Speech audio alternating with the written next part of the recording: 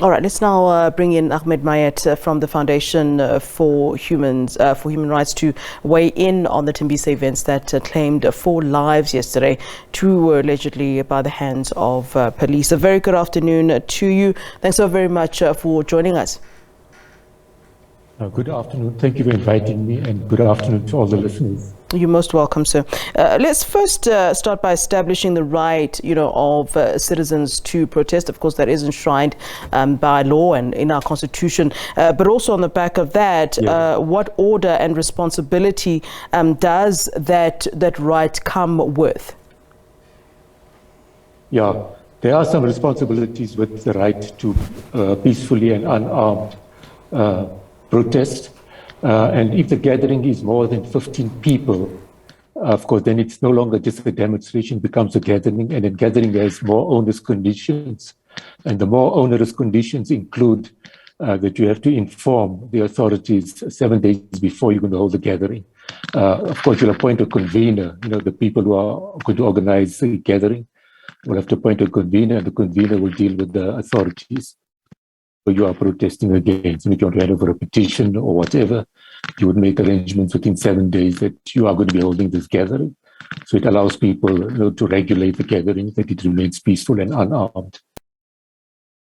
I mean, what's to be said about the heavy-handedness of the police? Can we say, in fact, that it was, heavy-handedness? There are certain justifications for using that sort of force, and certainly we at this time don't know if they were in the right in terms of their own justifications, but certainly from the organizations that we've spoken to and those people who were on the ground and the eyewitnesses, it seems as though we're talking about a situation of heavy-handedness. And I mean, how do we weigh that? Because police officers, and I suppose this is what they say. They say, you know what, I feared for my own life.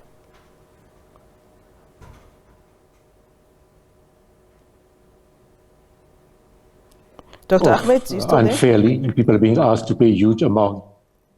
Sorry, we lost you there. Continue, sir. Accounts. So I was just saying that the gathering was for a legitimate purpose. They were drawing attention to the fact that they were being deprived of access to basic rights. One of the rights is access to electricity. And they were being given, I think, accounts which were enormous, like 8,000 rands just for the use of electricity, and it was being cut off summarily. And people needed the electricity, and they were prepared to pay or buy electricity so they could continue to have access to electricity. So it was legitimate. And I think you are right in saying that the response of the police was heavy-handed. I mean, there's no need for people to be dying just because they demand the right to have some electricity. I think the police should use reasonable force to subdue the march if it becomes violent. I haven't seen any reports that the march itself became violent. I know that they put obstructions on the road, but I don't think there was any sign of real violence, of people being hurt by the marches. So the approach of the police was heavy-handed. I agree with you on that. Mr. Mayet, something that has been raised, and I know that there was a lot of talk about it, during the heavy sort of lockdowns in the beginning stages of the pandemic, that it does seem that police seem to be a little bit more heavy-handed when it comes to dealing with townships, and obviously that's where you find black people. And I wonder if that's a conversation that is being had adequately and properly when it comes to how they behave, how police behave when they are, in townships, because I don't think you see this even where there are small protests in suburban areas, but you will certainly see some form of heavy-handedness in townships. Is there something you can say to that? Yeah, I can. At the Foundation for Human Rights, we've been aware of this tendency, of police going in a very heavy-handed in townships. So we actually drew up a petition, and we made research into the right to protest.